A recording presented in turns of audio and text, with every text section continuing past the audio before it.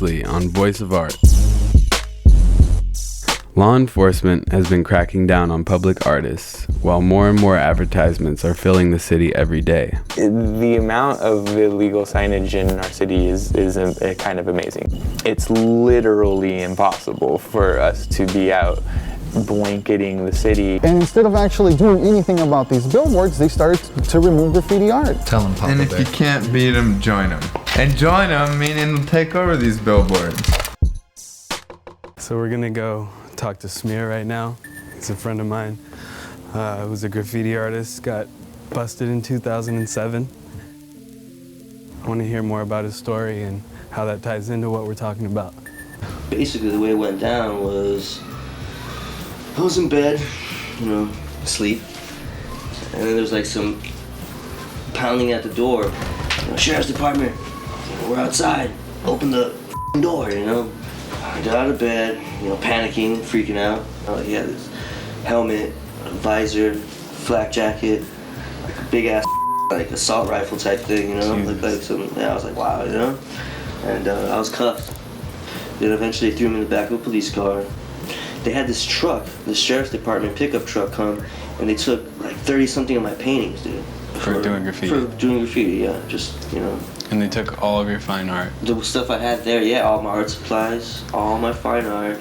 I got charged with 17 felonies and 4 misdemeanors at once. Why did they raid your house and slap you with 17 felonies while at the same time you think they're allowing billboard companies to put illegal billboards on people's property? The city's afraid of the billboard companies because the billboard companies have deep pockets and they have fancy lawyers. File lawsuits against them, throw injunctions out, and this all costs the city money.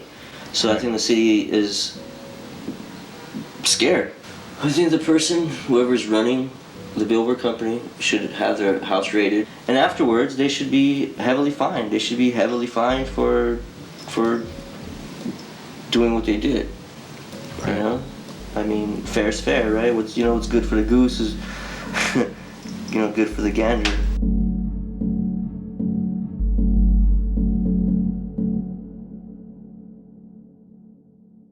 I'm a political artist. All the paintings I do are political paintings, but for the sake of a solo show, I chose to try and incite thought of whether or not, what kind of freedoms the people of Tibet have. Are they able to pray? Are they able to protest? Are they able to drink? Do they smoke? Do they have sex? The problem with political art is that you'll have more complaints from neighbors. You'll have more complaints from the community. People will feel offended whether their standpoint is being a Muslim or being Jewish or whatever it is that you're attacking. More people will write letters. More people will respond. More people will get involved and talk about it than your beautiful flower mural or a beautiful portrait mural of maybe a jazz musician. They won't get the kind of negative outcry that anything even mildly political will get. Generally, you can see what I do in Oakland, in Los Angeles, in San Diego, and Phoenix. I drive around by myself. I do color printouts of the oil paintings that I've made. I put them on places where I think that people will walk. A lot of people, when they put out street art, have 1 or 2 friends in the car with them that will look out for them, and I didn't have any lookouts that night. It was just me, by myself, late in a really rich neighborhood when I was arrested.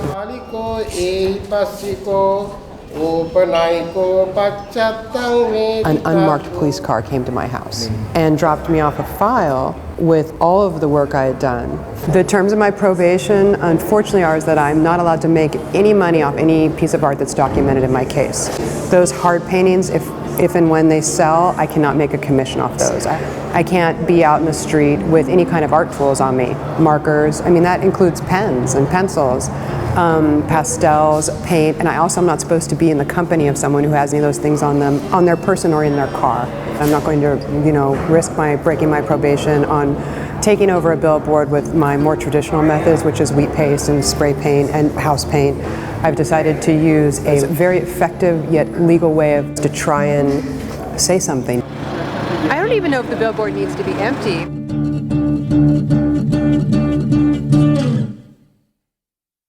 We wanted to talk to somebody with a history of taking action against billboards.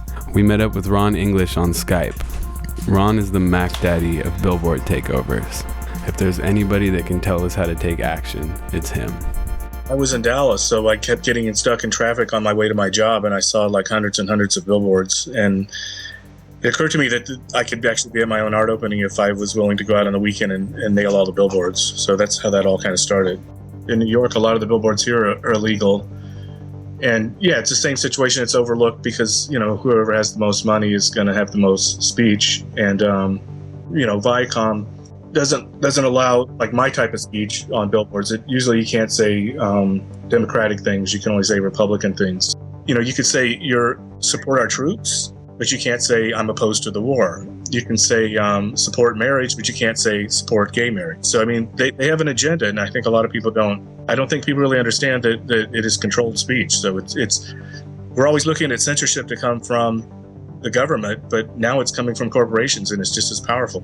Well, the first thing I would say is to never get very callous about the way you go about it, because it is legal. And, you know, I think that you never have to lose sight of that this is illegal and it's going to piss a lot of people off. Doing illegal billboards is just what I do, you know, but yeah, there's a million ways to do it. I mean, if you just want to write every blog and keep your opinion part of the mix, if you want to call into every show, if you want to hound editors until they write, you know, your point of view in the paper, you know, until they feel like this critical mass, because people will change if they feel like there's a critical mass. It's just so easy for something, like you said, to just go viral and people to understand it and communicate that message. You still have to be clever, and I think clever is the new currency. Everybody can put something up on the internet, but how does it catch on? And it catches on in a way that most people don't even understand, and the most powerful people don't even understand how it's working at this point. So I think it's a great time for young people to get their voice out there and develop a voice. Ron English was right. Artists need to be clever and educated to really make a difference. We went downtown to catch up with Lydia Emily, who was taking over the skyline in a very clever way.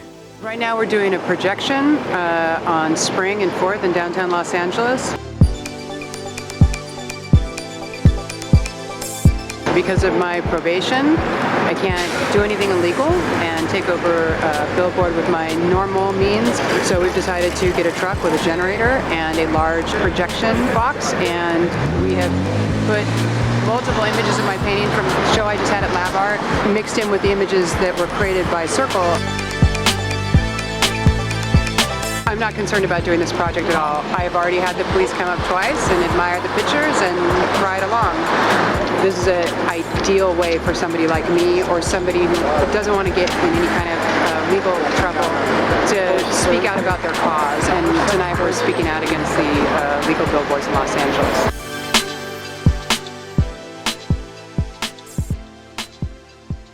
Next time on Voice of Art. Going into downtown right now, about to go over the LA River. We're gonna go match some ad walls. We have a right to a voice. We need to be able to say something. The only battle that the people with no money can fight is to do guerrilla advertising. There are a lot of people that are very active in correcting the situation.